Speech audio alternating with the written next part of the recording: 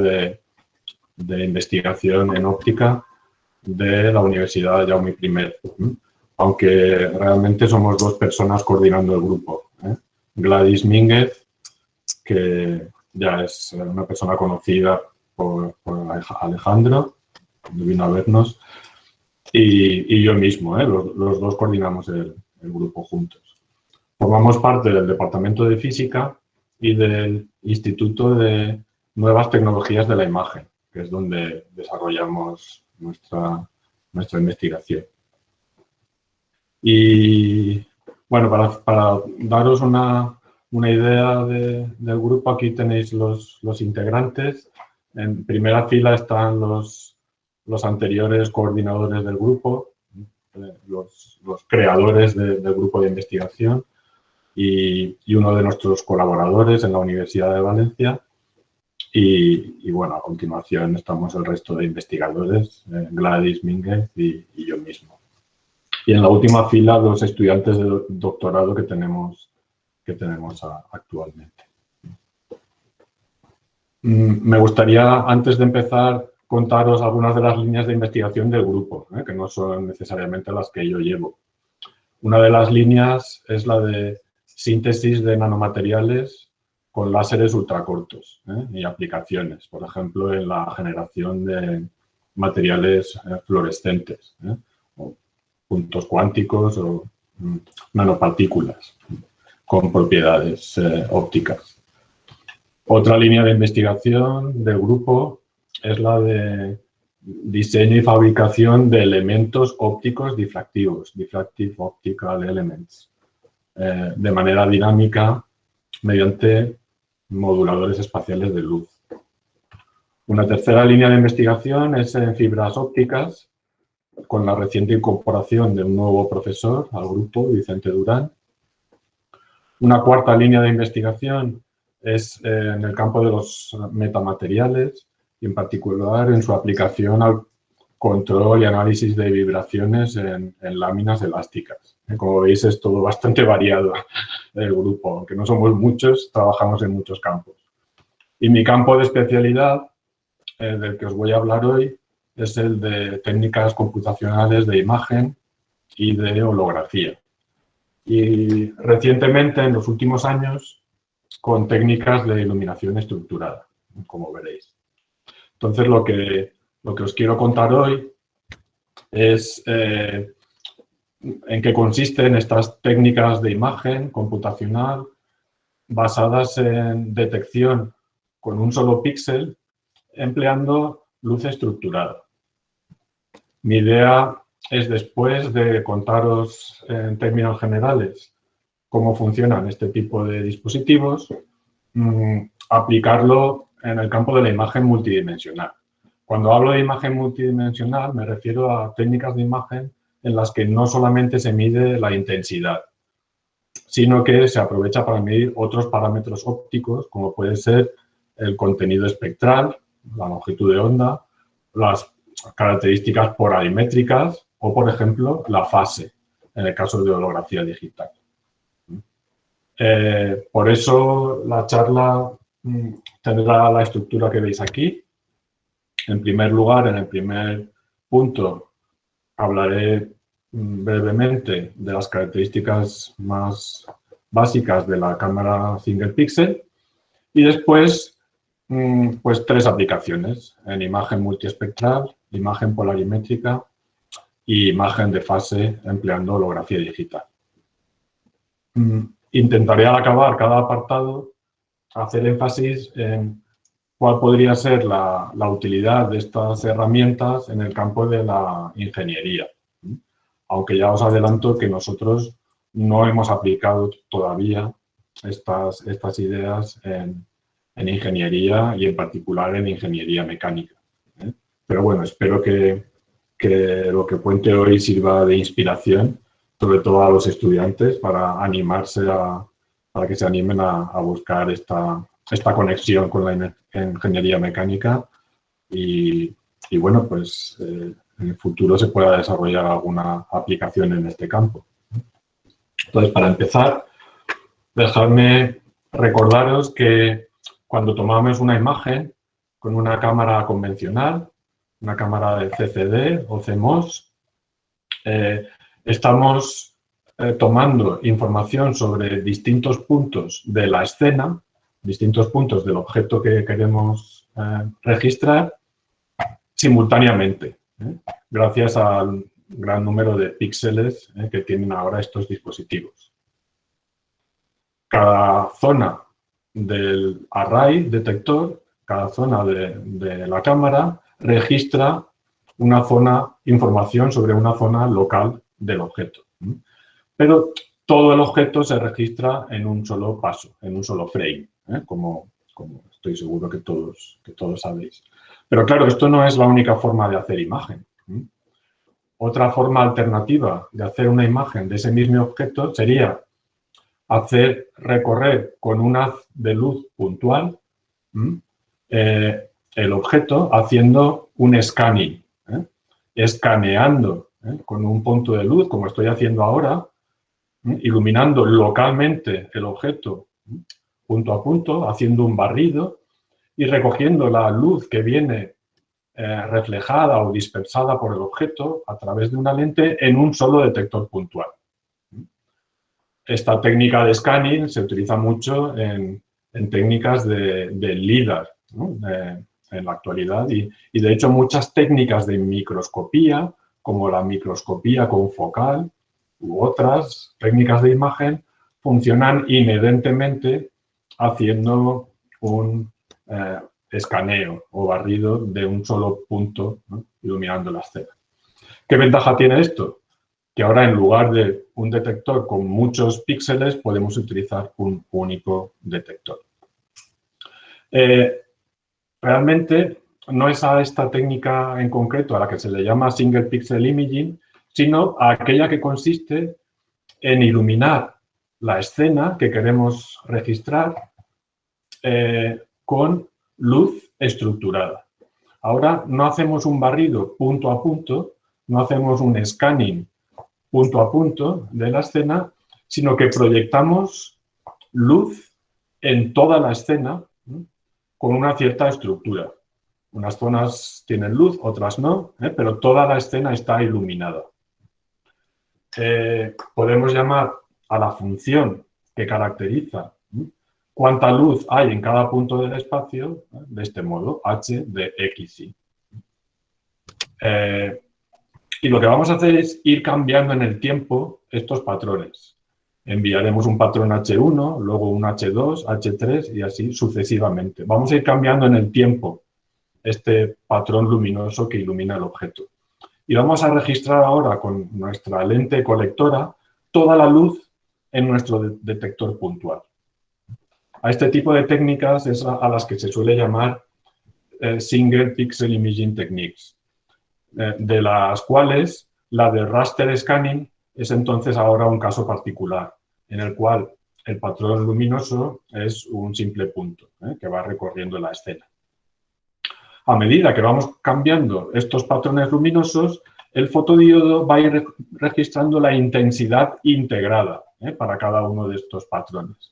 Al final del proceso, nuestra imagen se convierte en una señal eléctrica, una fotocorriente, en función del tiempo, en función de los patrones luminosos que hemos ido enviando sobre el objeto. Para unos patrones tendremos una señal muy alta, como aquí, para otros menos. ¿Cómo recuperamos, una vez realizada la medida, cómo recuperamos la imagen del objeto en nuestro ordenador? Pues haciendo simplemente una operación matemática. Hay muchas formas de hacerlo, pero una forma sería simplemente sumando otra vez de nuevo todos los patrones luminosos que hemos proyectado sobre el objeto, tal cual, sumando esas funciones, pesadas, multiplicadas por la intensidad que ha medido nuestro fotodetector, ya que esa intensidad en el fondo venía a reflejar la importancia que tiene cada patrón luminoso en la estructura del objeto. Pues bien, sumando para todos los patrones estas funciones multiplicadas por la intensidad, se obtiene de nuevo el objeto.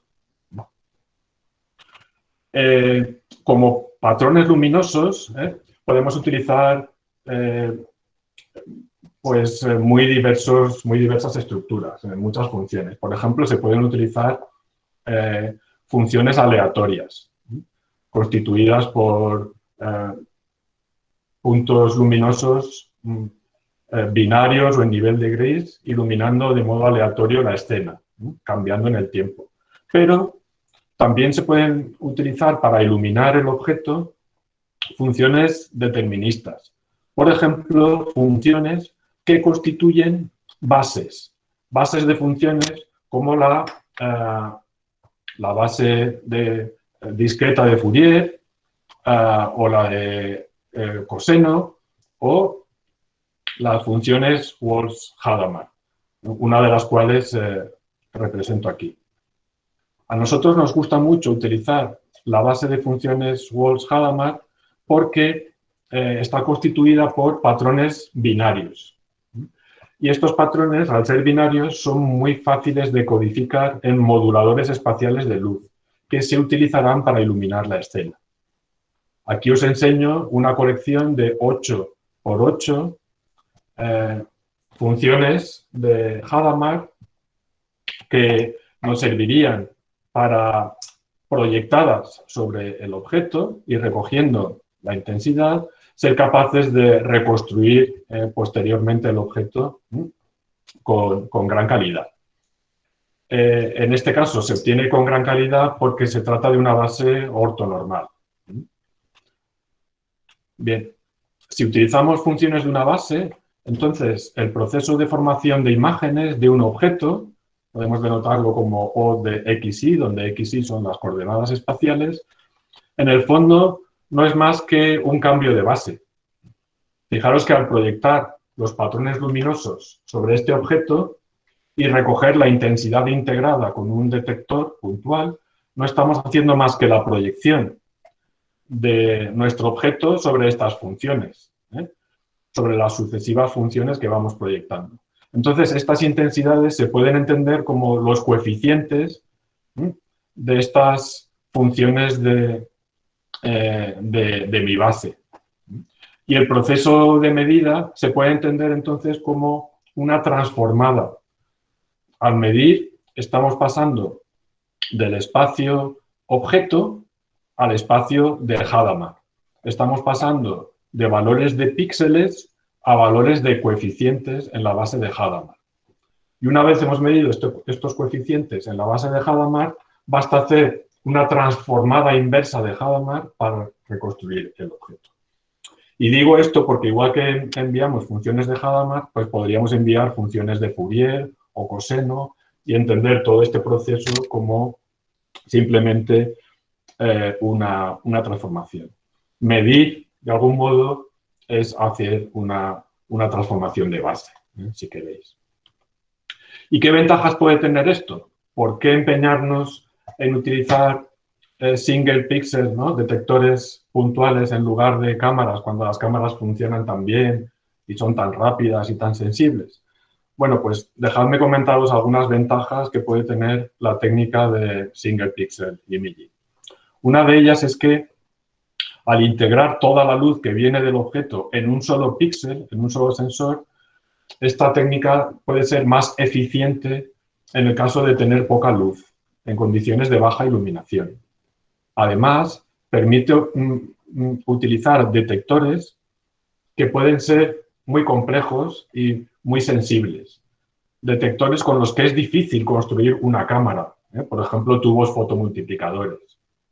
Y por lo tanto es difícil tener muchos píxeles. En ese caso, pues esta técnica puede ser útil. También puede ser útil en el caso en que estemos trabajando con luz fuera del espectro visible.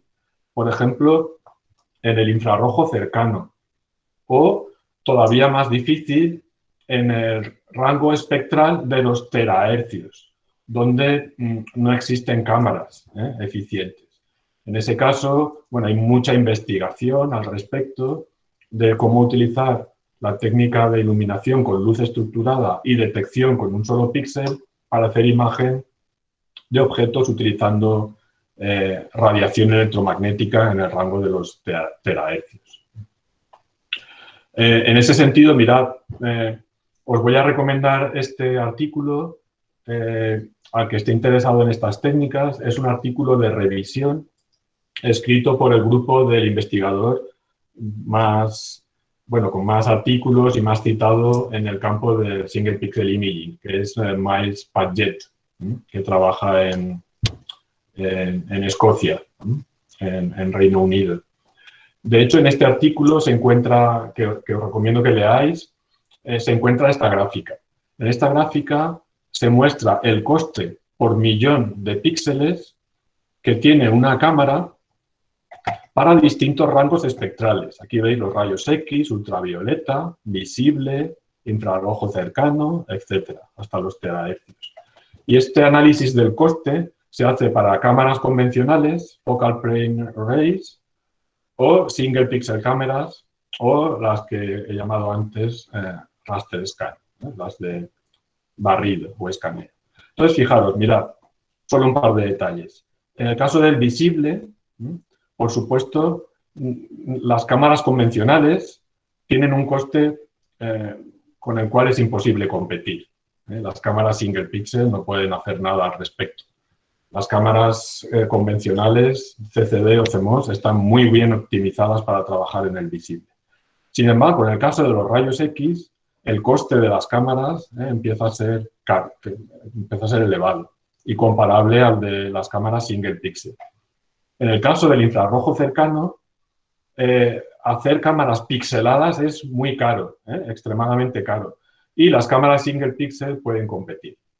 Y en el caso de los terahercios, ni siquiera existen cámaras para hacer imagen. Por lo tanto, las cámaras single pixel tienen sentido. Entonces, como ventajas tenemos, pueden ser más sensibles, primero, y segundo, trabajan bien fuera del espectro visible. Y en tercer lugar, os diría que al emplear sensores de un solo píxel, podemos tener resoluciones temporales también grandes. Una cámara, ya sabéis, puede tomar unas cuantas imágenes por segundo, típicamente cientos de imágenes por segundo, mientras que un único píxel, un fotodiodo, puede tomar millones de señales luminosas por segundo. Puede funcionar a megahercios o incluso a gigahercios.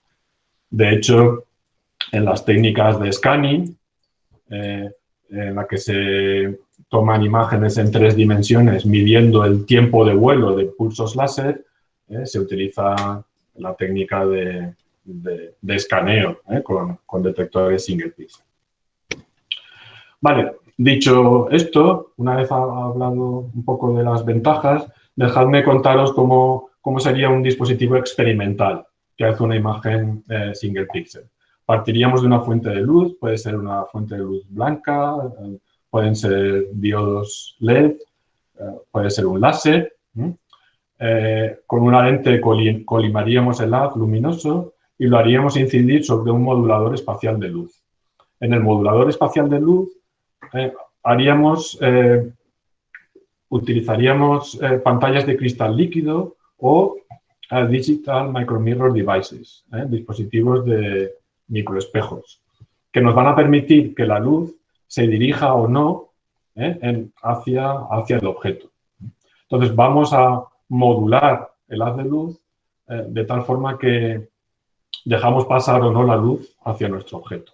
Un sistema óptico proyecta, en un sistema típico, proyecta el patrón luminoso que hemos codificado en la pantalla, en el modulador espacial, sobre el objeto que estaría aquí. Esto es una simple proyección. Entonces, en el objeto, las zonas luminosas y oscuras van cambiando rápidamente a medida que codificamos aquí la luz. Y después, una simple lente colecta toda la luz que ha pasado por el objeto o que ha reflejado el objeto en otras configuraciones, en este caso es por transmisión, recoge toda la luz y la registra, la digitaliza, toda la luz, integrando toda la luz que pasa por el objeto para cada patrón luminoso. Solemos utilizar moduladores de microespejos porque son muy rápidos. pueden modular hasta 35.000 imágenes por segundo. Están fabricados con pequeños espejitos del tamaño de unas 10 micras. Para que os hagáis una idea del tamaño, aquí se compara una ampliación del modulador, ahí vemos los microespejitos con el tamaño de la pata de una mosca. Y funcionan del siguiente modo: los espejos son binarios, pueden inclinarse en un sentido o en otro. En el modo on, en el cual la luz va a llegar a nuestro objeto, pues el haz incidente vendría por aquí, se reflejaría en este espejo, ¿vale? Y vendría perpendicular al modulador hacia nuestro objeto. En el modo off, con el espejo inclinado en sentido contrario, la fracción del haz de luz que incide sobre el modulador se pierde, y no llega hasta el objeto. Y de este modo podemos codificar patrones binarios de modo muy, muy rápido sobre nuestro objeto. Aquí os voy a poner un ejemplo de un caso particular. Creo que tengo que poner esto en modo aquí, ¿vale? Para ver el vídeo. Vais a ver cómo estamos proyectando estos patrones, cómo van cambiando. Aquí lo vemos porque estamos proyectándolo muy despacio sobre un objeto y la luz llega a un fotodiodo donde la intensidad de la luz está cambiando. Fijaros que solo recogemos las variaciones de intensidad. Recogemos esta señal, cómo cambia en el tiempo. A medida que vamos escaneando, le doy otra vez, a medida que vamos escaneando nuestro objeto con patrones de luz, en este caso son funciones de Hadamard, ¿vale? Una vez hemos digitalizado esta señal en nuestro fotodiodo, en nuestro ordenador, aquí está, podemos reconstruir el objeto sin utilizar una cámara pixelada. Fijaros que la estructura espacial de esta imagen la proporciona el modulador. Digamos que trasladamos la información espacial desde la cámara hacia el sistema de iluminación. Y eso tiene, pues bueno, algunas ventajas, como os he indicado antes. No solamente, como os decía antes, no solo se pueden utilizar bases de funciones, como la base de Fourier o la de Hadamard, se pueden utilizar muchas otras funciones, se pueden aplicar técnicas de compressive sensing o de matrix completion, técnicas matemáticas que persiguen reducir el número de medidas. Entonces, no hace falta proyectar tantos patrones, podemos quedarnos con 10 o un 20% de los patrones. Se pueden aplicar técnicas adaptativas, enviando más información luminosa a las zonas del objeto donde yo sé que hay también más información a registrar. En fin, podríamos hablar de muchas de estas técnicas matemáticas relacionadas con los algoritmos que se utilizan para reconstruir la imagen, pero más que eso me voy a centrar en algunas de las aplicaciones. Nosotros hemos utilizado estas ideas para muchísimas cosas, para hacer cámaras multidimensionales, de las que os voy a hablar hoy, para construir microscopios. Hemos fabricado incluso un oftalmoscopio para ver el fondo de ojo, para ver la retina. Hemos comprobado que esta técnica tiene cierta tolerancia al scattering, entonces permite hacer imagen a través de medios turbios, cuando el medio turbio está entre el objeto y el detector, y hemos hecho cámaras holográficas, que si tengo tiempo pues comentaré hoy. Entonces, hoy quería centrarme en el campo de las imágenes multidimensionales. Como sabéis, lo que se trata aquí, más que hacer imagen 3D, que es a lo mejor a lo que lleva el término, es más bien a medir diversos parámetros físicos, todos los que podamos. Por ejemplo, cuando hacemos una imagen, no medir únicamente la intensidad reflejada o transmitida por el objeto, sino también, por ejemplo, la fase. ¿Vale? Medir intensidad de fase. Eso puede ser, por ejemplo, muy interesante en el caso de la microscopía de muestras biológicas. O medir la longitud de onda. Aquí tenéis un ejemplo de imágenes del Sol, pero visto a través de distintas bandas espectrales. Vemos que cada una aporta diferente información. esto puede ser interesante en muchísimos campos de imagen, en microscopía, en ingeniería, luego comentaremos alguno. ¿Y por qué no? Además de medir intensidad, fase, longitud de onda, todo propiedades de la luz, por supuesto, no medir también polarización. Y de este modo, pues, analizar texturas, estudiar cristales líquidos, materiales birrefringentes, etc. Lo ideal, por supuesto, sería medir cuantos más parámetros físicos de la luz, mejor, porque de este modo vamos a obtener más información. No sé si se os ocurre algún otro parámetro más que podría medir gracias a la luz que proceda reflejada de un objeto. ¿Pensáis que me dejo alguno? Aparte de la intensidad, la fase, el color o la longitud de onda o la polarización, ¿qué se os ocurre? A mí se me ocurre al menos uno que sería, por ejemplo, el grado de coherencia.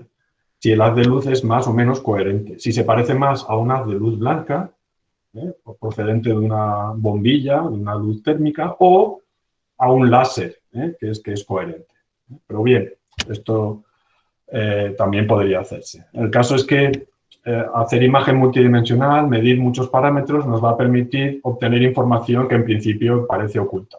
¿Y cómo hacemos esto nosotros? Mirad, es muy sencillo. Lo hacemos del siguiente modo. Voy a empezar por la técnica de imagen multiespectral. Os recuerdo el sistema óptico. Proyectamos luz, patrones luminosos que van cambiando rápidamente en el tiempo sobre el objeto. Y recogemos la luz con un fotodiodo. Pero es que el sensor de luz es tan simple, es tan sencillo, que ahora podemos complicarlo. ¿Vale? Como la estructura espacial ya está en la iluminación, aquí podemos medir otras cosas. Y, por ejemplo, en lugar de un fotodiodo, puedo poner un espectrómetro de fibra. Este dispositivo mide el espectro de la luz, simplemente, sin preocuparse de las características espaciales. No hace falta, para eso ya tenemos el modulador espacial de luz. Entonces, ¿cómo funciona? Mirad, un espectrómetro funciona básicamente de este modo. Cuando llega la luz, hay una red de difracción, entonces cada uno de los colores se dispersa en una dirección diferente. Y esos colores van a incidir en una matriz lineal de detectores, de tal modo que cada detector registra un solo color. Ya lo tenemos entonces, porque si ahora enviamos funciones de Hadamard a nuestro objeto y para cada una de ellas registramos la intensidad para cada color, fijaros, en el fondo estamos viendo cuál es el coeficiente de este patrón de Hadamard en nuestro objeto para distintos colores. Y por lo tanto, cuando acabe el proceso de medida, voy a poder reconstruir una imagen de distinto color utilizando la técnica single pixel para cada uno de estas bandas espectrales. Espero que se entienda. Entonces, fijaros, una vez he construido mi cámara single pixel, fabricar una cámara hiperespectral que puede extenderse hasta el infrarrojo perfectamente y más allá, incluso, es muy, muy sencillo, es muy barato. Solo necesitas un analizador espectral, sin más. ¿De acuerdo? Mirad, aquí estamos utilizando una cámara lineal, pero es que podría utilizar otro modulador espacial, otro modulador de microespejos, en lugar de mi cámara lineal. Y hacer un scanning a lo largo del espectro generado por la red y sumar en un detector puntual. Ahora mi cámara hiperespectral ya tendrías un solo detector. Bueno, pues detectar en este detector no solo la intensidad asociada a cada patrón de Hadamard, sino también la correspondiente a cada zona espectral. Y no solo eso, podría hacer esto no escaneando, sino como veis aquí, podría proyectar distintas funciones en este modulador lineal y aplicar las mismas técnicas single pixel que aplico para reconstruir imágenes espaciales, las podría aplicar aquí ahora para reconstruir el espectro y construir mi cámara hiperespectral. Esto lo hemos hecho, de hecho. Hemos trabajado en esto. Recientemente diseñamos un microscopio que ilumina una muestra punto a punto y después analiza el espectro utilizando un analizador espectral constituido por una matriz de microespejos y un único detector.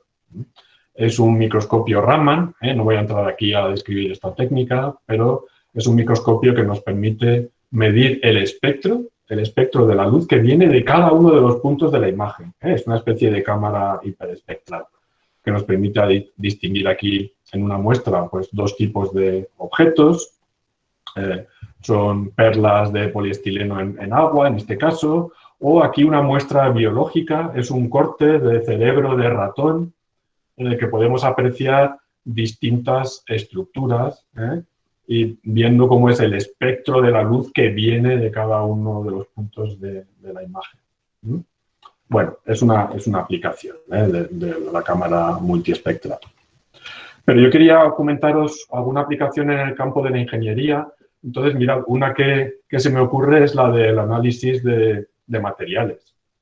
El análisis de materiales en ingeniería es importante y entre todas las posibles aplicaciones de análisis de composición química de materiales en ingeniería, he pensado en minería. Y hay muchos artículos al respecto. Por ejemplo, aquí os destaco uno en el cual, utilizando una cámara multiespectral, como la que os he enseñado antes, pero no single pixel, sino convencional, pues son capaces de distinguir en un mineral cuáles son las zonas en las que se encuentra un determinado compuesto mineral. En este caso, bastaesita, ¿vale? Primero analizan espectralmente cómo es el espectro de este mineral en el que están interesados y después observan en este mineral mixto, en el que ya están varios minerales mezclados, analizan dónde se encuentra ese espectro, para hacer un análisis interesante. Otro campo muy interesante de aplicación en el mundo de la ingeniería de estas cámaras multiespectrales o que son capaces de trabajar en rangos espectrales fuera del visible, pues sería el de la imagen de térmica, la imagen que nos permite analizar distribuciones de temperatura en objetos, en motores, en líneas de alta tensión, por ejemplo, para observar dónde hay pérdidas de energía eléctrica. Las aplicaciones son prácticamente infinitas. Bien, una vez he hablado de la cámara multiespectral, dejadme comentaros también lo fácil que es construir una cámara polarimétrica. ¿Por qué es fácil? Es fácil, insisto de nuevo, porque no necesitamos píxeles. Solo necesitamos un detector simple, sencillo, económico. Porque la información espacial, la que normalmente proporcionan los píxeles de una cámara, está ya en nuestro sistema de iluminación. Entonces, si ahora nuestro fotodiodo, en lugar de medir la intensidad solo, mide la polarización, y eso se puede hacer con dispositivos comerciales también relativamente económicos, porque hay dispositivos polarimétricos que miden los parámetros de Stokes, por ejemplo, de un haz de luz, sin preocuparse de la estructura espacial, simplemente los conectas, haces incidir la luz y ellos te dicen cuáles son los parámetros de Stokes. Pues, sencillamente te dicen si la polarización es lineal, horizontal, vertical, elíptica, etc. Bueno, pues eso es lo que hemos hecho nosotros. Simplemente sustituimos este detector por el polarímetro. Y de este modo, para cada patrón luminoso que enviamos sobre el objeto, medimos estos parámetros de Stokes. Y luego somos capaces de demultiplexar la información. De tal modo que si estamos proyectando luz sobre un objeto que tiene, por ejemplo, en este caso es una diapositiva con el logo de nuestra universidad, una zona deja pasar luz polarizada horizontalmente y otra zona, estas dos letras, deja pasar luz polarizada en dirección inclinada. Pues bien, nuestro dispositivo es capaz de detectar esto midiendo la distribución espacial de los parámetros de Stokes con un aparato que solo mide esos parámetros en un punto. Entonces, de nuevo, el mensaje que quiero transmitir es que podemos convertir una cámara convencional en una cámara espectral, con una cámara polarimétrica de manera muy, muy sencilla. Por supuesto, hemos mezclado también las dos ideas. hemos construido una cámara espectropolarimétrica. Medimos a la vez el espectro de la luz, medimos la intensidad para muchas longitudes de onda utilizando un analizador espectral y construimos nuestro propio polarímetro, utilizando láminas de cristal líquido variable, son dispositivos que permiten generar birefringencia, y analizadores y polarizadores. Y de este modo, cada medida que hacemos, después de proyectar luz estructurada sobre el objeto, nos proporciona información sobre longitud de onda y sobre polarización. Esto sería complicado hacerlo con una cámara convencional, en medir a la vez espectro y polarización. Y sin embargo, como solo necesitamos un píxel, aquí sí que podemos hacerlo. ¿A costa de qué? ¿Cuál es aquí el problema? Bueno, pues que necesitamos tiempo, eso sí, porque estamos proyectando patrones de luz a lo largo del tiempo. Dejadme deciros aquí que en lugar de proyectar los patrones de luz sobre el objeto, aquí estamos iluminando el objeto y proyectando la imagen del objeto sobre el modulador. Por supuesto, esto es equivalente. Es lo mismo proyectar la imagen que codificamos en el modulador sobre el objeto que la imagen del objeto sobre el modulador. Después simplemente integramos toda la luz que viene del modulador, toda ella está integrada en el detector. ¿Y esto qué aplicaciones puede tener? ¿Para qué puede servir medir una imagen de un objeto sabiendo en cada punto del objeto cuál es, por ejemplo, el coeficiente de Stokes, el parámetro de Stokes, y cuál es la longitud de onda? Esto es lo que hicimos en nuestro experimento. Bueno, pues esto puede servir, entiendo yo, en ingeniería, sobre todo en ingeniería mecánica, para medir el grado de estrés, ¿no? Por fotoelasticidad. Aquí tenéis un ejemplo, por supuesto hay centenares de referencias en la bibliografía, en el cual se propone una técnica utilizando una cámara convencional. Yo lo que propongo con estas ideas es utilizar cámaras single pixel por las ventajas que pueden aportar. Y bueno, pues con esa estructura de cámara single pixel también, no lo hemos hecho, pero también se podría caracterizar el grado de estrés de piezas construidas con materiales birefringentes. Bueno, y para acabar, voy un poco justo de tiempo, me temo. Mirad, no voy a contar todo lo que tenía previsto, solo os voy a dar alguna idea acerca de cómo medir fase también, además de espectro y polarización, utilizando holografía, las técnicas holográficas. Las técnicas holográficas que utilizamos nosotros son técnicas de phase shifting. Un haz láser, un haz de luz láser, es dividido en dos haces, uno que ilumina el objeto y llega a la cámara, y otro que sirve como haz de referencia y genera patrones de interferencias sobre la cámara al interferir con el haz objeto. Entonces, lo que hacemos es generar desplazamientos de fase en el haz de referencia. Y tomamos la intensidad en la cámara para distintas variaciones de fase en el haz de referencia.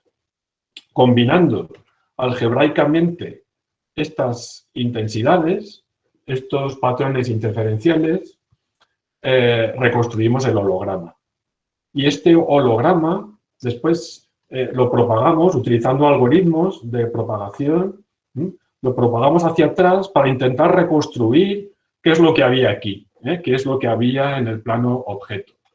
En el caso de este experimento, había una lente aplicando una cierta variación de fase esférica, que es lo que medimos aquí. Somos capaces de medir la fase que estaba generando este objeto. Pues bien, lo que hacemos nosotros, aplicando las técnicas single pixel, es sustituir esta cámara convencional por un fotodiodo. Voy a pasar a la siguiente diapositiva, ¿veis? Aquí ahora hay un detector single pixel. ¿Cómo es posible que podamos reconstruir una fase del mismo modo que una cámara? Bueno, pues porque aquí, en el camino de la luz que recorre el haz objeto, hemos puesto un modulador espacial de luz, por ejemplo, de microespejos, que va generando patrones luminosos en el tiempo, H1, H2, H3, y sucesivamente, ¿vale? Miles de patrones muy rápidamente. El sensor Single Pixel simplemente ahora detecta intensidades, ¿eh? Ya no tiene resolución espacial. Para distintas variaciones de fase, en el haz de referencia tomamos números aquí, ¿vale? Simplemente valores de la intensidad. Las combinamos algebraicamente y esto proporciona un número complejo. Vale, pues bien, ese número complejo es el número por el que hay que multiplicar los patrones luminosos para reconstruir el holograma, ¿vale? En este caso, somos capaces de reconstruir un holograma justo en el plano donde hemos puesto el modulador. Aplicando ahora técnicas de propagación luminosa numéricas, como sabemos aquí, la amplitud compleja, la fase y la intensidad de la luz, podemos ir hacia atrás y reconstruir lo que había en el objeto. Si en el objeto habíamos puesto, bueno, este es el sistema óptico, no voy a entrar en detalles porque vamos un poco más de tiempo. Si en el sistema óptico habíamos puesto un objeto en amplitud, una diapositiva que es transparente o opaca, pues eso es lo que medimos con nuestra cámara holográfica. Y si habíamos puesto un objeto transparente, pero que modifica la fase de la luz, pues somos capaces de medir esa fase de la luz y reconstruirla para saber cómo era ese objeto. Hay muchas técnicas holográficas que hemos aplicado para hacer imagen de fase utilizando distintos interferómetros. No voy a entrar ya en detalles porque vamos mal de tiempo. En lugar de un interferómetro como el que os he enseñado antes, se puede usar en lugar de un mass sender, se puede usar un interferómetro Michelson. En fin, se pueden medir muchas cosas. En definitiva, lo que estamos midiendo es fase, ¿vale? Y en cuanto a aplicaciones en ingeniería, bueno, pues por supuesto, yo estoy seguro que las conocéis y que Alejandro os ha contado de estas cosas. Utilizando técnicas holográficas podemos medir la forma de objetos con mucha precisión, con cámaras convencionales, pero por supuesto, lo que yo sugiero es hacerlo con cámaras single pixel, porque esto puede aportar ideas nuevas, o se puede medir deformaciones. Podemos medir la fase de un objeto, después deformarlo un poquito, aplicando una ligera presión, medir la fase de ese objeto holográficamente y después simplemente, mirad, restando las dos fases, ser capaces de determinar con mucha precisión cómo ha sido deformado ese objeto. Esto está extraído de un libro muy conocido que os recomiendo si estáis interesados en la holografía digital. Pero es que también he encontrado un artículo muy interesante de un grupo colombiano que hace, la revista se llama Letras con Ciencia Tecnológica, donde hacen un ensayo no destructivo en el que analizan la deformación de una placa aplicando pesos en un extremo de la placa con técnicas holográficas similares, entonces, a las que os he contado. Entonces, lo que sugiero es, bueno, aplicar las ventajas que pueda tener la cámara single pixel para hacer esto. Bien, pues con esto finalizaría la exposición. Espero que sirva de inspiración a los estudiantes para seguir estudiando óptica y en particular imagen y en particular técnicas de imagen en las cuales es importante tanto la óptica, la luz, como la computación, los algoritmos que utilizamos para combinar la información que registramos con los dispositivos ópticos. Hemos hablado de imágenes multiespectrales, polarimétricas y de fase, pero se puede hablar de muchas otras técnicas que hacen imágenes de muchos parámetros físicos. Bueno, pues muchas gracias a todos por vuestra atención y gracias por invitarme a impartir esta charla. Ok, muchas gracias a Enrique. Y antes de darle la entrada a las preguntas, les pido el favor a todos los que están conectados que nos diligencien el formato de asistencia que lo anexamos acá en el chat. Entonces, les agradezco mucho este punto. Bueno, hay unas preguntas. Si hay algunas preguntas, bueno, yo tengo un par de preguntas. Miremos y si no, entonces yo tengo un par de preguntas de Enrique que quedé entusiasmado. Hola, profe, ¿cómo está? Yo tengo una pregunta. Eh, Muchas gracias al profesor Enrique por dedicar pues, el tiempo para la charla. La verdad no conocía sobre ese tipo de cámaras, me pareció muy interesante. Me gustaría, si puede ahondar un poquito sobre el experimento que hicieron sobre el eh, oftalmoscopio, Ah, donde pues el resultado final, pues por lo que yo tengo entendido, lo que se busca es como mirar la cantidad de venas y el estado en el que están las venas dentro del ojo. ujú. Entonces, ¿a qué resolución llegaron y cómo lograron, pues qué diferencias hay con imágenes normales utilizando este tipo de cámaras? Sí, ujú. Sí, sí, sí, gracias por la pregunta. Sí, no sé si he dejado de presentar, ¿verdad? A ver, mm, dejadme que vuelva a presentar. Vale. Fijaros en la cámara convencional, proyectamos luz proyectamos patrones luminosos sobre el objeto que queremos registrar. Bien, pues en el caso del oftalmoscopio, el objeto era la retina del ojo. A través de un sistema óptico bastante más complicado, estos patrones de luz llegaban a la retina. Después la luz volvía reflejada hacia atrás, por supuesto, y el detector se encontraba, eh, se encontraba en esta zona recogiendo la luz que viene reflejada desde de la retina. ¿Por qué trabajamos en el ojo? ¿Por qué empezamos a trabajar haciendo imágenes oftalmoscópicas? Porque nos dimos cuenta rápidamente cuando empezamos a trabajar con este tipo de cámaras que estas cámaras son insensibles a la presencia de medios turbios o de cristales difusores o de scattering entre el objeto y el detector. La imagen del objeto se detecta igual aunque yo desordene la luz, aunque ponga aquí un difusor, porque el detector solo registra intensidades. Entonces pensamos que la técnica podría ser útil para ver imágenes de la retina a través de catarata, a través de un ojo en el cual el cristalino ha quedado opacificado, ¿no? O tiene scattering. Esa era nuestra intención.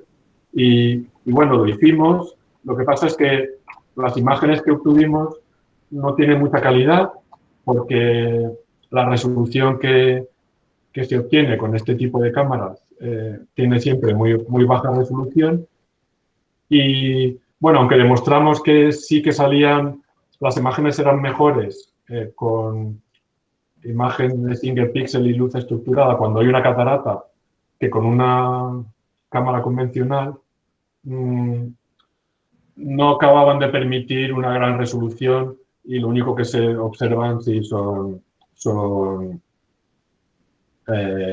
vasos sanguíneos, pero nunca, en ningún caso, la estructura de los conos y bastones de la retina. Y Enrique, ¿esa resolución se debe a qué? Al modulador de fase. Sí, muy bien. Sí, exacto. Es que el número de píxeles de la imagen final coincide con el número de patrones luminosos que vamos a enviar. Esto es inherente al hecho de que estamos haciendo una transformación de base. Si queremos una imagen de 1000 por 1000 píxeles, necesitamos utilizar 1000 por 1000 funciones de Hadamard. O en el caso de Fourier, necesitaríamos, al hacer la transformada de Fourier, obtendríamos 1000 por 1000 coeficientes de Fourier. ¿De acuerdo? Entonces, si queremos una imagen de 1000 por 1000 píxeles, de 1.000.000 de píxeles, necesitamos enviar al objeto 1000 por 1000 funciones, 1000 por 1000 patrones luminosos, 1.000.000, y eso hace el proceso de medida muy largo.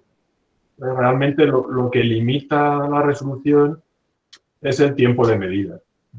Entonces, puedes obtener resoluciones muy altas, pero con pocos píxeles, o en áreas muy pequeñas.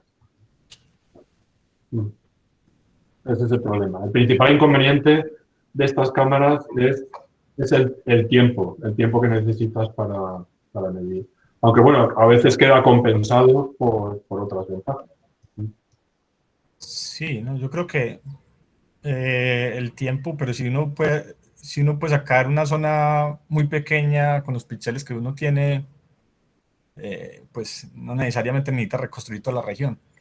Sí, eso se puede hacer.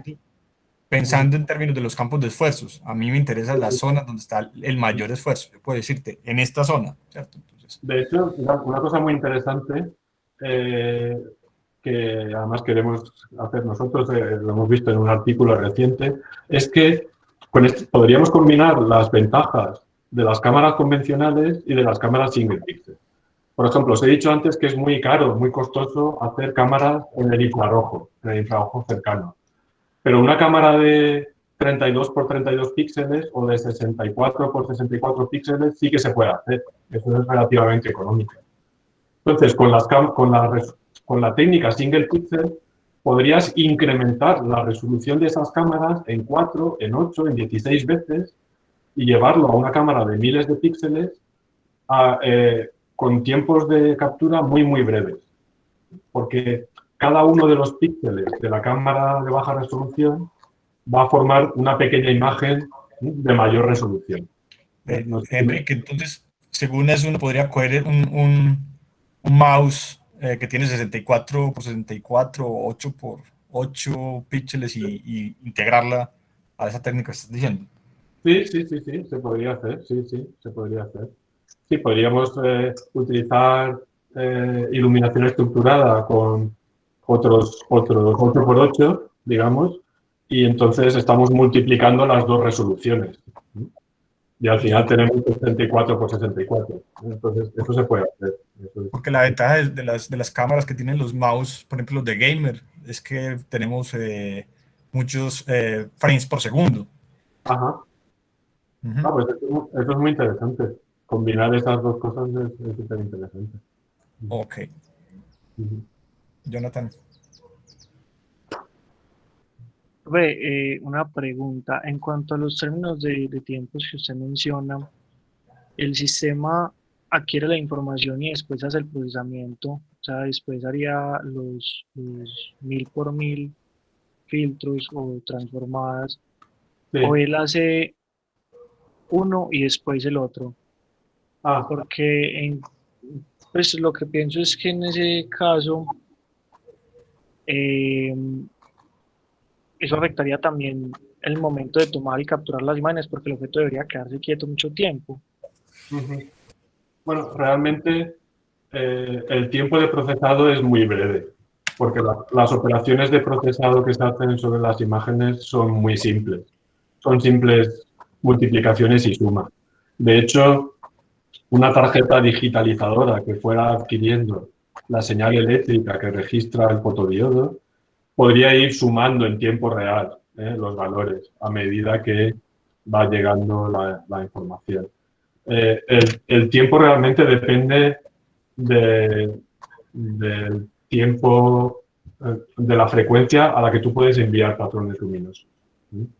Entonces, bueno, pues si envías 30.000 patrones por segundo, pues puedes hacer una imagen de 30.000 píxeles en un segundo. Que bueno, no está mal. Lo que pasa es que no es suficiente para ciertas técnicas de imagen en tiempo real.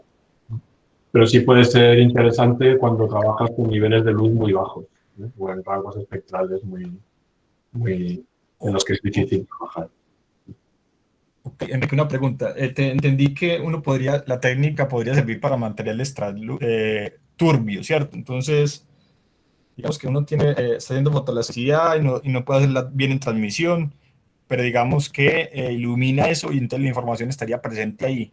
Uno podría sacarla por allá del sistema, en ese sistema turbio. Sí, depende, digamos que la forma en la que un medio turbio, por ejemplo la niebla, ¿no? o un videodifusor, afecta a esta cámara es distinto, esta forma es diferente a la que afecta a una cámara convencional. En una cámara convencional no puedes poner el medio turbio entre la cámara y el objeto, porque no verías nada. Aquí sí, ¿vale? Pero sí que afecta, un medio turbio sí que afecta a nuestra cámara si ese medio turbio está entre el modulador y el objeto, ¿vale? Entonces, en algunas condiciones, una cámara single pixel funcionaría mejor en presencia de un medio turbio que una cámara convencional, ¿eh? En algunas, pero no en todas. Habría que estudiar. Ok. Otra pregunta. ¿Han ensayado con base de Gabor? ¿O con onditas? ¿Con wavelengths? Hemos hecho alguna cosa en el sentido de numérico, de compresión, ¿eh? Sí, pero no proyectando ese tipo de patrones luminosos, ¿eh? Pero sí que haciendo operaciones de transformación. Una vez tenemos la imagen en el ordenador, ahí sí que hemos aprovechado para hacer transformaciones de tipo wavelet, ¿eh? Pero no, nunca hemos proyectado luz para obtener directamente la transformada wavelet. Eso puede ser interesante también. Okay. Normalmente, Y sí. sí, la otra pregunta, según los datos que nos dabas, tenés la capacidad de 35.000 patrones en el modulador. Sí. Y digamos que una base como la que presentaste ahorita de Harman, que son 64 imágenes, eso nos da 546 imágenes por segundo. Sí, por ¿Podrías? ejemplo. Uh-huh. Sí. Si el número de píxeles no es demasiado alto, podrías ir a esa velocidad. Por eso decía, hay un compromiso entre, que no lo hay en el mundo de la cámara convencional, ¿no? Aquí sí. Hay un compromiso entre resolución y velocidad de muestreo. Si no necesitas muchos píxeles, si solo vas a analizar, por ejemplo, el grado de polarización yo qué sé, en 64 por 64, o pongamos en 32 por 32, que son prácticamente 1000 píxeles, ¿no?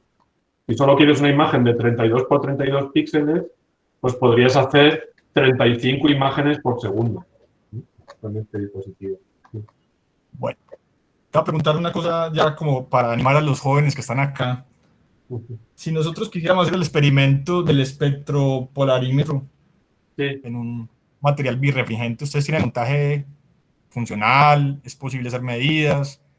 No lo tenemos funcional, pero lo podemos instalar, ¿eh? Es este dispositivo. Okay. El polarimétrico sí, porque tenemos un polarímetro. Digamos que el dispositivo, la cámara single pixel, pues sí que tenemos varias, de hecho, montadas, y poner aquí un polarímetro comercial que tenemos por el laboratorio es muy simple. Pero el sistema espectropolarimétrico, que sería este, no tanto. Pero bueno, se puede montar, ¿eh? Se puede volver a montar. Sí, sí, no costaría. Estoy pensando en voz alta, pero yo que nuestros estudiantes con los créditos que tienen pueden hacer cualquier pasantía en una universidad. O sea, pues habría que pasar la pandemia bueno, y todas estas cosas, Sí. Pero me imagino que si uno pudiera mandar a un estudiante de pregrado, de posgrado, digamos que hacer la técnica del polarímetro, porque nosotros ya tenemos 2 cámaras polarimétricas acá que compramos. Entonces, bueno, sí me imagino que podríamos comparar la medición que nosotros estamos haciendo con la cámara normal de polarimetría y contra los resultados que ustedes tienen acá en el montaje. Sí, quizá podríamos pensar también en ello. Sin problemas, claro que sí. Nosotros encantados. Ok. Y yo creo que el convenio entre las 2 universidades está, tú, si no, pues lo vamos a formalizar, pues. Sí, muy bien. Sí, por supuesto, encantado. Nosotros siempre tenemos estudiantes internacionales en el grupo de distintos países. Hemos tenido tenemos estudiantes de Erasmus, que no sé si sabéis, es el programa de movilidad europeo. Es muy fácil. Ahora tenemos un estudiante francés de grado, pero hemos tenido estudiantes japoneses también. y de mexicanos y de otros países, y estamos siempre encantados de recibir gente y de trabajar con ellos. Encantados. O sea que, por supuesto, totalmente abiertos a colaborar y a trabajar con estudiantes, tanto formándoles y aprendiendo de ellos también. Ok, muy bien. Si los jóvenes tienen alguna pregunta para hacer, los de visión artificial, los de mecánica, el momento de interactuar. Yo tengo una pregunta. ¿Qué tan asequible es el modulador espacial con el que se generan los patrones? Muy bien, buena pregunta. Depende mucho del carácter que tenga el modulador. Hay moduladores diseñados para trabajar con ellos con mucha flexibilidad, diseñando tus propios sistemas de control electrónico y que funcionan muy rápido, que pueden ser relativamente caros. Pueden costar del orden de varios miles de dólares. Por ejemplo, del orden de 5, 6, 7 mil dólares. Depende, es bastante caro. Pero, estos moduladores espaciales de luz también están dentro de los videoproyectores más modernos. De hecho, los dispositivos de videoproyección más comunes ahora ya no llevan pantallas de cristal líquido, no sé si lo sabéis, llevan moduladores de microespejos, porque son más eficientes, se calientan menos y muy rápidos. Entonces, si compras ahora un videoproyector moderno, suele llevar no una pantalla de cristal líquido o varias, sino un dispositivo modulador de microespejos. Y por unos pocos cientos de dólares puedes tener un videoproyector con un DMD. De hecho, Texas Instruments, la empresa que inventó los moduladores de microespejos, vende estos dispositivos de videoproyección con el modulador, con un sistema de iluminación de LED, para hacer este tipo de experimentos con los que puedes trabajar no a 35 kHz, pero sí perfectamente a 4 kHz, por unos pocos cientos de dólares, por 4, quizá 4.500 dólares tienes un dispositivo. Y por último, hay dispositivos de microproyección, microproyectores, que están por debajo de los 100 dólares, que no son tan rápidos, pero que también sirven para empezar a hacer este tipo de experimentos. Sí. Muchas gracias. Gracias por la pregunta. Dejadme comentaros que una forma muy económica de generar patrones de luz variables en el tiempo es utilizando también matrices de LEDs, paneles de Light Emitting Diodes, de LEDs. Con un patrón de LEDs, con un display de 32 por 32 LEDs, pues puedes ir muy rápido. De hecho, nosotros hemos ido hasta 100 kHz. Hemos ido a velocidades muy grandes proyectando luz sobre objetos. Claro que ahí estás limitado al número de LEDs que tengas, que en este caso, en nuestro caso era 32 por 32. Hay otras técnicas para modular luz que te permiten ir más rápido. Y ya hay mucha gente investigando también otras técnicas que quizá ahora no es el momento de comentar. Y bueno, entonces eso significa, Enrique, que comprar una infraestructura y hacer el montaje y hacer un taller acá sería facilísimo. Yo creo que sí. Por ejemplo, con estos videoproyectores que os comento, un sistema de videoproyección que ya incorpora la luz, y un fotodiodo y un sistema de digitalización del voltaje que genera ese fotodiodo, con esos tres elementos, construyes la cámara. Y yo creo que es un buen ejercicio para un trabajo quizá de fin de grado, para un trabajo de experimentación en óptica, para estudiantes de grado. Yo creo que es muy interesante. Combinar esos tres elementos para construir una cámara single pixel y después ponerse a hacer cosas y ir aprendiendo sobre ella. Yo creo que ese sería un buen proyecto, Enrique, para pensar. Pues creo que sí. no está alejado de lo que podamos invertir nosotros hasta contarle plata de uno en un momento determinado y lo podemos comentar. El panel de LEDs cuesta, pues puede costar 50 o 60 euros, no sé cuánto, ¿vale? Pero Ajá. no sé, se puede hacer funcionar con Arduino a lo mejor. Y luego incluso Sí. nosotros lo hicimos con una FPGA para ir más rápido, pero con Arduino también se puede. Y después que el propio Arduino digitalice la señal del fotodiodo y, bueno, una primera cámara no muy rápida, pero más o menos versátil para ir Pero practicando, se puede construir. que demuestre el fenómeno. Eso es, sí. Lo de los LEDs, si uno tuviera pues, no 32 sino más, ayudaría entonces a la cantidad de personas que es capaz uno de producir ahí entonces. Si uno tuviera, perdón, no he entendido. Por ejemplo, que tuviéramos 64 por 64 LEDs. Ah, claro. Entonces podríamos hacer imágenes de ese tamaño. Sí. Eso sería ideal. Sí. Muy bien. Sí. No Lo bueno es sé. que los LEDs se pueden encender y apagar muy rápido, puedes ir rapidísimo con ellos. Profesor John Williams, si tiene una pregunta. Alejo, gracias y gracias Enrique también por su presentación. Más que una pregunta es, en este contexto específico, pues teniendo en cuenta los estudiantes que tenemos presentes en la charla de hoy, los estudiantes de la asignatura Visión Artificial, todos ellos estudiantes de diferentes programas de ingeniería, de matemáticas, de estadística, de construcción, de otras áreas, porque es un curso electivo. Es un poco, me gustaría escuchar de Enrique para ellos, pedirle el favor, como un tema más en la dirección motivadora para los estudiantes, como que los motive a la importancia, al uso, digamos, a la robustez que tiene la utilización de estas técnicas de imágenes para diferentes casos de uso, de aplicación, como lo han venido haciendo ustedes. Digamos, el potencial que hay allí y cómo esos resultados le dan solidez a mucha toma de decisiones que tenemos en el medio.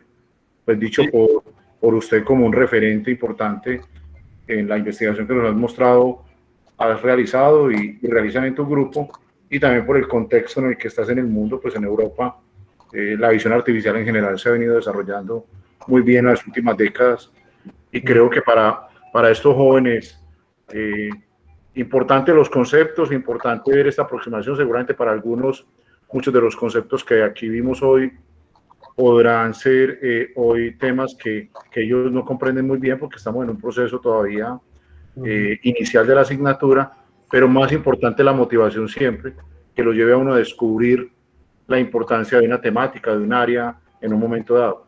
Y eso pues en conjunto con el profesor Alejandro siempre ha sido un elemento de referencia para nosotros. Me gustaría que ellos escucharan de tu parte, extendiéndose el tiempo que se requiera para contarles por qué esta área, la técnica de imágenes, como ustedes lo llaman, nosotros lo enmarcamos en la visión artificial, porque usamos no solamente modelos matemáticos y estadísticos, sino técnicas de inteligencia artificial para resolver muchos de los problemas que hay allí. Bueno, si tuviera que decir algo motivador, para mí claramente sería en relación a cuál es ahora lo que yo veo, que es la dirección en la que hay que avanzar en el mundo de la visión, ¿no?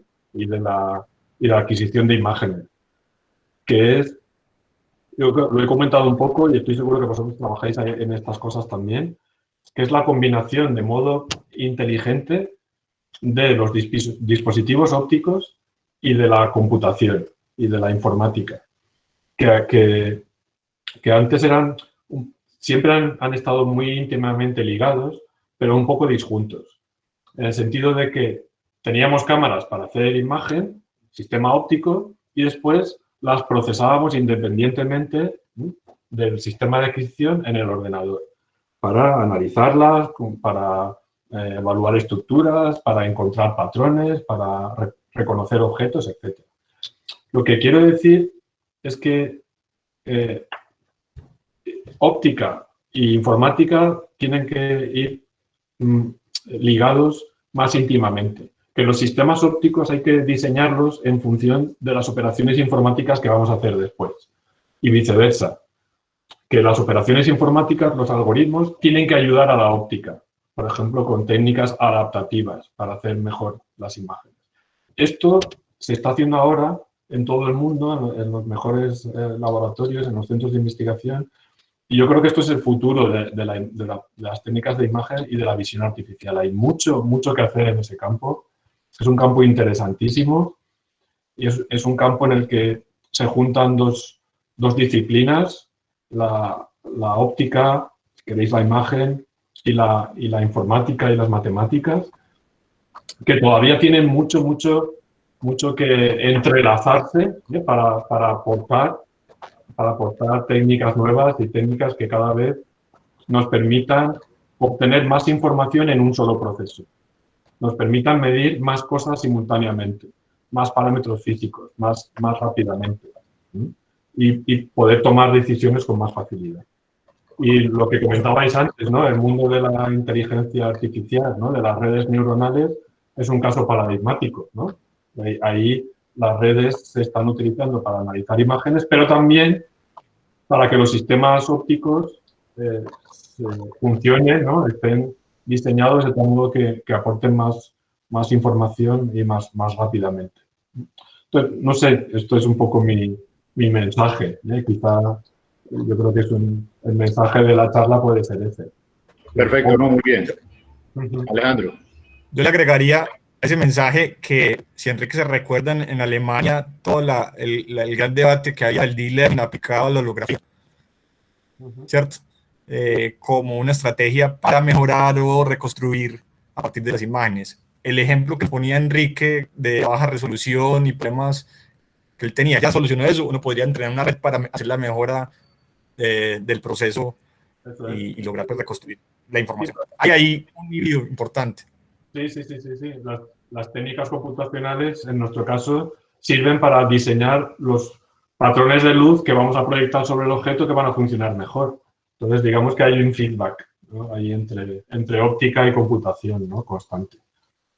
Y cuando se diseña un sistema óptico ahora, se diseña pensando en la parte óptica y en la digital, ¿no? En la informática, como algo entrelazado, ¿no? Como un único sistema, ¿no? Entonces ahí hay mucho por hacer. Mucho todavía. Dioselín es el monitor de la asignatura de visión artificial y tiene una pregunta. Dioselín, adelante. Sí, gracias. Listo. Hola, profe. Quisiera preguntar con respecto a la adquisición. Digamos, ¿qué tan exacto puede, digamos, tomar imágenes el sensor? Que digamos, si da un ruido igual que los sensores que uno utiliza pues normalmente, o si es como que sí, es como que más preciso. Sí, te entiendo. Pues depende mucho del tipo de sensor, porque ahora ya sabes que cámaras hay de pocos tipos, ¿no? Tenemos las cámaras CCD y las cámaras CMOS, ¿no? Y en cambio, como aquí usamos un detector puntual, uno solo, podemos utilizar muchísimos diferentes. Podemos usar fotodiodos, podemos usar fotodiodos de avalancha, tubos fotomultiplicadores, incluso cámaras, integrando todos sus píxeles. Entonces, lo bueno que tiene el dispositivo es que puedes seleccionar muy bien el tipo de fotodiodo, el rango espectral en el que va a trabajar, el rango dinámico, si va a trabajar en niveles bajos de luz o altos. Entonces, es muy versátil y puedes ajustar muy bien la relación señal-ruido. Entonces, en ese sentido, creo que la técnica es muy flexible. Y el nivel de ruido puede ser menor. Entre otras cosas porque, además, al sumar la luz que viene de muchos píxeles, incrementamos también la relación señal-ruido respecto al ruido de fondo del dispositivo electrónico. Se pueden utilizar fotodiodos balanceados, cosa que con cámaras no puedes balancear una cámara con otra. En cambio, dos fotodiodos sí, entre sí, y entonces ayuda a eliminar el ruido. Puedes aplicar técnicas de locking amplification. En fin, muchas cosas que no se pueden aplicar en el mundo de las cámaras para reducir ruido, sí que se pueden aplicar a los fotodiodos aislados. Entonces, yo creo que el sistema a nivel de ruido se comporta mejor. Listo, gracias. Jóvenes, ¿alguien más que quiera preguntar algo? Aquí no se requiere ser experto. Los motivo a que pregunten, así sea algo muy simple, básico, que les permita en esa dirección que se pretende aquí también, de motivarlos a descubrir en este mundo, y como nos lo conectó ahora el profesor Enrique, la óptica, la computación y la misma matemática que está inmersa en ambas, pues son un tríptico que siempre les va a permitir resolver muchos problemas. Jóvenes, ¿alguna pregunta? ¿Alguien que quiera preguntar algo?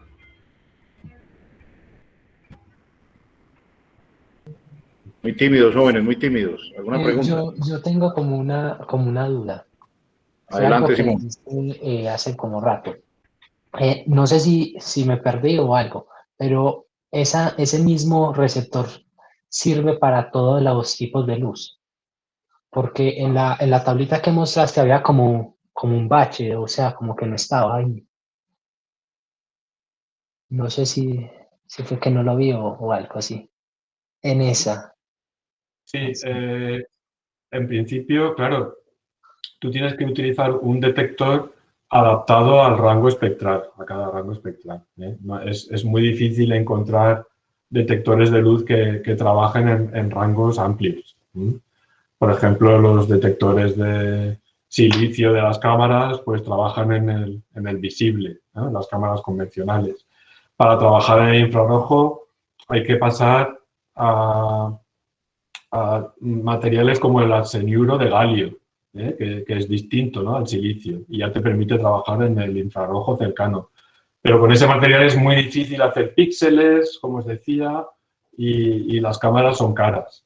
Si te vas al espectro infrarrojo todavía más alejado, puedes utilizar microvolómetros, ¿no?, que ya prácticamente miden temperatura, y con eso construir tus cámaras. Cada rango espectral requiere un tipo de detector distinto, ¿eh? De hecho, los sensores de rayos X pues también son diferentes. No recuerdo ahora de qué material se hacen, pero lo bueno de la cámara single pixel es que tú puedes diseñar tu cámara. El modulador espacial de luz sí que, como funciona simplemente con espejos, sí que tiene un rango espectral muy amplio de trabajo, pues podría cubrir fácilmente gran parte del ultravioleta, visible, infrarrojo, un solo modulador espacial de luz basado en microespejos. Y después lo que puedes hacer es cambiar solamente tu fotodiodo, tu sensor, para que la misma cámara mida en distintos rangos espectrales. De hecho, este mismo profesor, Miles Paget, que trabaja en Edimburgo, en Escocia, ha fabricado sistemas de visión que hacen a la vez imagen en el visible y en el infrarrojo, simultáneamente, poniendo un sensor para el visible y otro para el infrarrojo. Igual que pones dos, pues puedes poner más. Claro, es más barato poner varios fotodiodos que no varias cámaras, con el mismo sistema de modulación de microespejos. Es muy interesante la pregunta. Gracias. Gracias. Enrique, una pregunta. Hay una pregunta de César Augusto. Bueno, dale. Una pregunta y es rápida. La capacidad de utilizar el análisis espectral para caracterizar líquidos, ¿la han explorado? Nosotros no, pero sí que se ha explorado. De hecho, fíjate, ves aquí que en esta misma gráfica pone 2 líneas de absorción del metano. Ajá. Entonces, por ejemplo, se ha utilizado para analizar la presencia de gases. Sí que se ha utilizado las técnicas multiespectrales pues para cosas de ese estilo. En líquidos no lo sé, pero sí que se está. Yo creo que hay gente trabajando en ideas de ese estilo. Okay. César. Como ves aquí, para caracterizar gases se ha hecho, entiendo que para líquidos me imagino que también. Ok. César, la pregunta. No sé. Sí, buenos días, Enrique. Muchas gracias. La pregunta es un poquito hacia lo industrial. Se veía ahí como la imagen del motorcito y el vehículo en su momento, pero de pronto no me quedó claro las ventajas respecto a los métodos que utilizamos actualmente y directamente pues en el campo de la termografía. Sí, sí, sí. Lo he puesto como ejemplo de posible aplicación. No sé hasta qué punto puede representar ventajas de utilizar una cámara single pixel o una convencional. Lo que sí sé es que fabricar las cámaras convencionales termográficas en el rango espectral de los infrarrojos que está cercano al visible, en ese rango, en los 1000 nanómetros, a lo mejor no para hacer termografía, pero para hacer imagen en ese rango espectral, hacerlo con cámaras convencionales es complicado, es difícil porque son caras. Entonces yo creo que una cámara tipo single pixel es más práctica.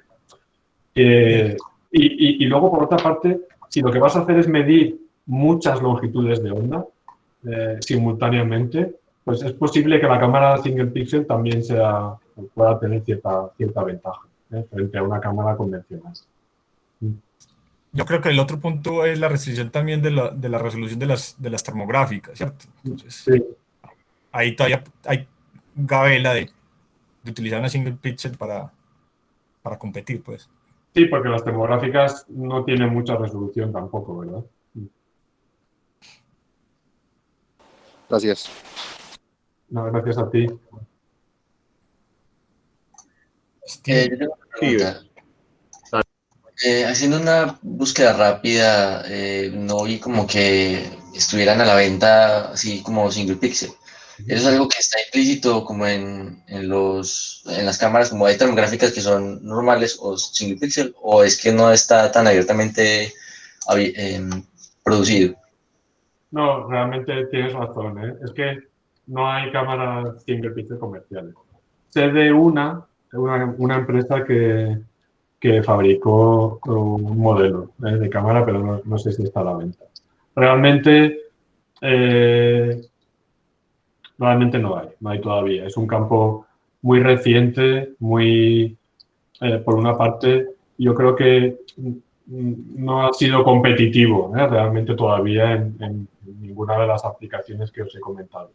Creo que puede serlo en algún caso, creo que puede serlo cuando queremos medir muchas longitudes de onda a la vez para caracterizar composición espectral de gases o de líquidos, pero eso en el mundo de la imagen convencional o de la imagen termográfica no ha llegado todavía, no está ahí. Sí que puedo decir que muchas técnicas de imagen son single pixel ya, lo son, porque por ejemplo funcionan haciendo barrido. La microscopía confocal, como os comentaba, la microscopía Raman. Muchas técnicas de microscopía van barriendo unas láser, van haciendo imagen single pixel de algún modo y algunas de ellas han empezado a aplicarse no haciendo raster scanning, sino proyectando patrones de luz en toda la escena de modo simultáneo. La microscopía no lineal a 2 fotones, no sé si os sonará. La imagen radar, ¿no? La imagen de radar es también de escaneo. La LIDAR y algunas otras. Entonces, bueno, hay técnicas en las cuales se trabaja mejor haciendo scanning que utilizando matrices de detectores. Y hacer scanning se puede hacer con barrido punto a punto o con funciones un poco más complejas.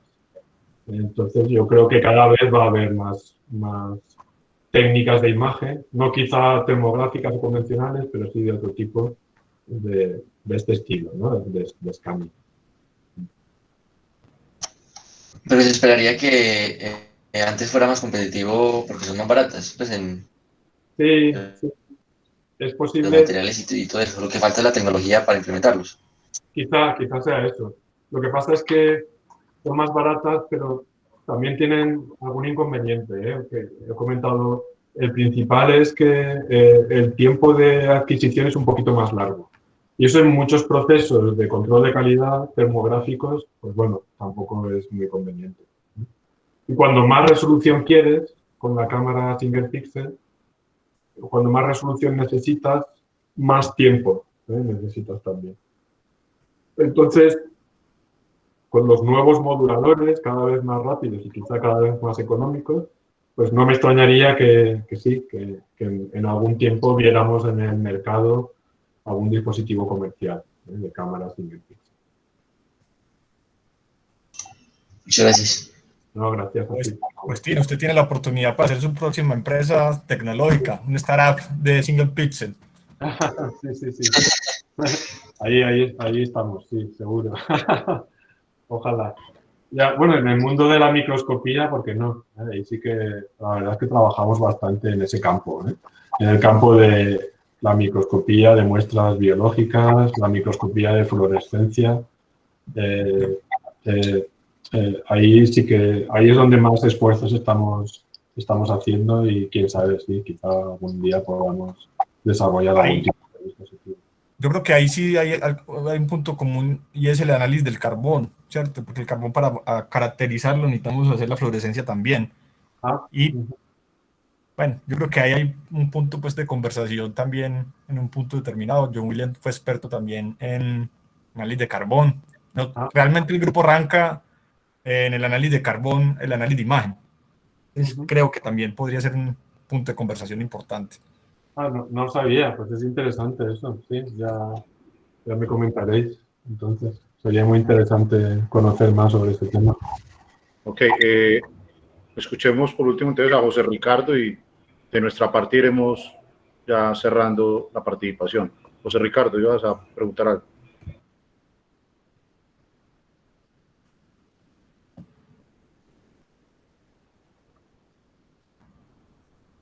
La mano, pero no está ahí. Bueno, Enrique, agradecerle por tu charla de parte de nuestro grupo de estudiantes y el mío propio, de verdad que muy interesante, ilustrativo, una charla muy amena y en su contenido será muy útil saber si podemos contar con esta presentación para que la sigan consultando los estudiantes y les sirva de complemento a la misma y de verdad que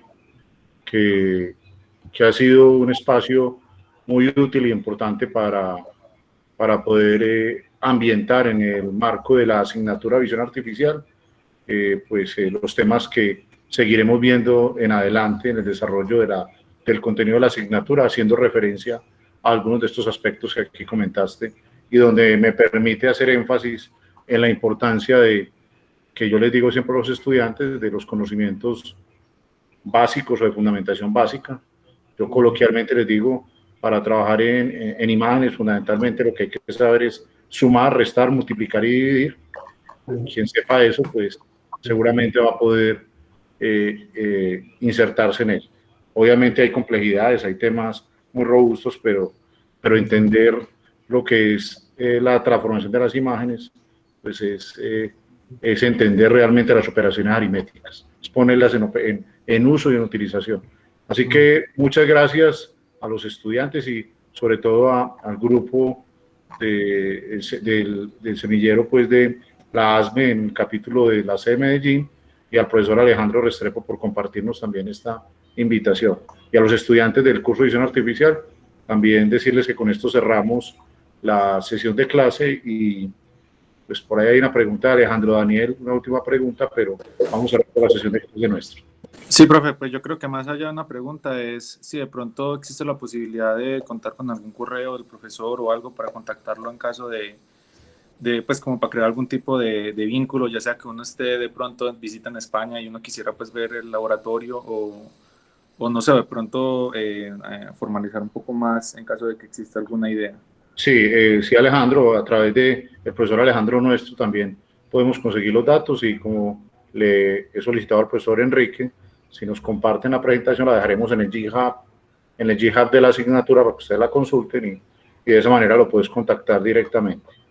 Sí, Alejandro es un estudiante de último semestre de Ingeniería de Control y seguramente creo que esto lo ha motivado mucho porque viene trabajando en temas de vehículos autónomos y toda la sensórica que hay alrededor de eso. Pues muchas gracias, Alejandro, por tu comentario, por supuesto, encantado de contactar cuando quieras y de aclarar alguna idea o concepto que te apetezca discutir. Y, por supuesto, os envío la presentación en el formato que queráis e incluiré mis datos y mi correo electrónico en la propia presentación para que podáis contactar directamente. Y si no, a través de Alejandro Restrepo, como dice el profesor John Williams, también, como queráis. Muchas gracias por vuestras palabras, por vuestro interés en las cosas que hacemos. Para mí ha sido un placer compartir este rato con vosotros y discutir ideas con vosotros, y espero que podamos seguir haciéndolo en el futuro, a través de correo electrónico, conversaciones por videoconferencia y ojalá visitas. Nosotros de verdad que estamos abiertos a visitas de estudiantes y profesores en cualquier momento. Ok, muy bien. Muchas gracias, profesor Enrique, y un buen resto de día. Yo, antes de que te vayas, es importante, digamos que Enrique, fortalecer una idea. Hoy estuvimos trabajando con estudiantes de pregrado, fundamentalmente, fue como el foco, pero en un futuro creo que podríamos pensar ya en una sesión un poco más fuerte en términos de posgrado. Tenemos dos grupos, el grupo de inteligencia artificial, donde hay un gran trabajo en visión artificial, el grupo de mecánica aplicada, donde trabajamos los casos pues, de imágenes aplicados a análisis de esfuerzos, de formaciones, y creo que eso más adelante podría ser una conversación con este tipo de estudiantes. Enrique, muchas gracias, y también es abierto que cuando vengas a Medellín o a Colombia nos contactes a ver si podemos organizar para que nos visites, conozcamos los estudiantes de posgrado y pregrado que tenemos acá. Por supuesto, sí. Gracias de nuevo a vosotros por invitarme, ha sido un placer. Y bueno, espero que vaya todo muy bien, que las cosas en Colombia cada vez sean mejores en todos los sentidos, sobre todo en el aspecto pandémico, que podáis moveros. No sé si todo lo hacéis online ahora. Sí, estamos online. Nosotros en España, por suerte, hemos iniciado recientemente la docencia presencial. Espero que vosotros podáis volver pronto a las aulas y veros todos juntos y que todo esto pase pronto. Ok. Listo, entonces ya para terminar, le agradecemos mucho haber estado aquí, una charla muy interesante, y me imagino que muchos quedarán con dudas, entonces pues ahí estaremos pendientes para comunicarle alguna duda. Entonces, chicos, aquí finaliza, y por favor recuerden rellenar el formulario, que es muy importante. Muchas gracias por todo. Gracias, adiós. Enrique, muchas gracias, muy amable de tu parte. Hasta pronto, Alejandro. Chao. Adiós a todos. Hasta luego. Buen día. Muchas gracias. Hasta luego, muchas gracias.